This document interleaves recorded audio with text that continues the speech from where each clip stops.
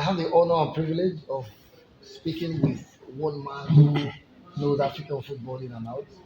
He's been there, he's done that, managed the game in Africa, and one of the pioneers, one of those who championed hosting the World Cup in Africa for the very first time. It's a privilege to speak with Mr. Danny Jordan, the president of the South African Football Association, SAFA.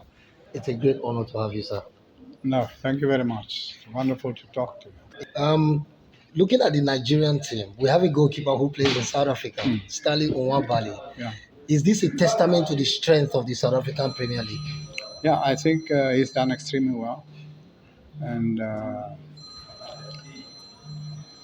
I think it gives an indication that the gap between European players coming from Europe Exactly. and players from the African continent is also closing.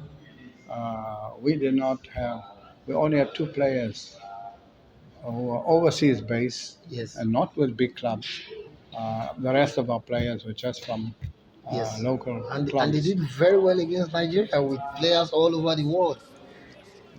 Yeah, when we played against Morocco, look, Morocco has Amrabat from Yes. Man United. They have Ziyech. They Yes. have Hakimi from Yes, PSG. PSG, and all the players got a big name club behind him. But they contested them. Amazing. Now, in Nigeria, there's this argument about whether to give some local players a chance because Nigeria have a lot of players in Europe, so it's difficult to always look at the local league. But South Africa seems to be doing something different. Maybe because you also don't have a lot of players in Europe. If you had players like Nigeria in Europe, would there be a balance between local league players and foreign-based players? Well, I think in the end you must select players who are the best in that particular position. Exactly. Whether it's overseas or local base, you must pick the best player in particular positions. And it is easier when you have local based players because you see the players every week. Very You true. watch them, you see them play together, you see them struggling, you see their ability under pressure. But in the overseas based players, you hardly see them. Just come in and So go. you just see the name and the club, and you bring the player. It is only when they are in the camp that you now begin to see the real strength of the player. So I think there's an advantage both sides.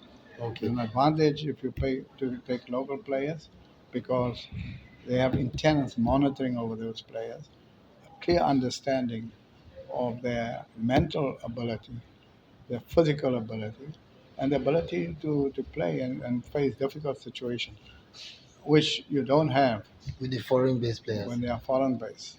But I think we are happy that we have a team, and now it's the African teams that's going to fight for a place in the World Cup. And I think it's going to be difficult because those who were there in Qatar 2022, they will have to fight. Exactly. But now there are more teams, more Africa has 10 sports. Yeah, yeah, yeah. So it becomes more interesting. I mean, when Equatorial Guinea hammered Cote d'Ivoire 4-0, Exactly. Nobody expected it. they had not. They were shocked, Absolutely. Africa was absolutely shocked. shocked. Yes. And Cape Verde also. Yes. They shocked many teams. Exactly. So They beat Ghana. all of a sudden, Cameroon, Ghana, they were all struggling.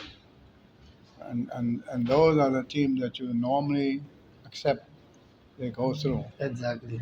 Egypt, Tunisia, Algeria, All gone. you accept that they go through. By the time we come to the quarterfinals, semifinals, they are gone. All Amazing. home. South Africa will play Nigeria again in the race to qualify for the World Cup. Are you confident that maybe it will be South Africa, Nigeria this time?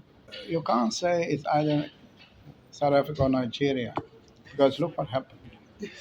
In the few matches we played, Nigeria dropped points, South Yes. Africa dropped points. Yes. You look at that one that's still coming. You must focus on the team What that is you are ahead playing of you? because Exactly. each and every team has a chance. and it's going to be difficult. Benin is there, Zimbabwe. These are difficult teams. Rwanda. Uh, so we cannot only look Exactly. at Nigeria or Nigeria only look at South Africa. They've Exactly. already played two draws now. Yes, exactly. With Zimbabwe and Rwanda, Yeah, where you have a win and a draw, I think. a win. Yeah. So they've dropped 4 points. We dropped 3 points, and it's going to be hell.